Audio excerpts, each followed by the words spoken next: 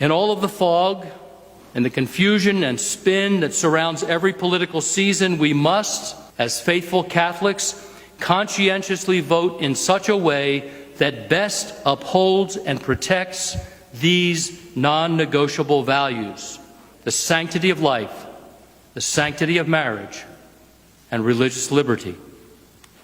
Joe Biden is unabashedly pro-abortion.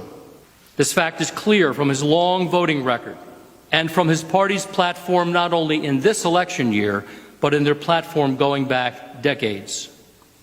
He and they support abortion for any reason or for no reason, right up to and even beyond the moment of birth. He and they opposed the effort in Congress to pass legislation requiring doctors who perform abortions to provide medical care to babies who survive the abortion, opting rather to let such babies simply die. He and they are pushing for the repeal of the Hyde Amendment, an action which would force all American taxpayers, including you and me, to fund abortions, to pay for them. The Democratic Party has become the party of death, and Catholic Joe Biden is their standard bearer. Joe Biden opposes the Church's teaching on the sanctity of marriage. While he was vice president, he publicly endorsed same-sex marriage in 2012, 3 years before the Supreme Court ruling. And in 2016, while still the vice president, he officiated over the wedding ceremony of 2 men. A Biden presidency would be a danger to our already dwindling religious liberty.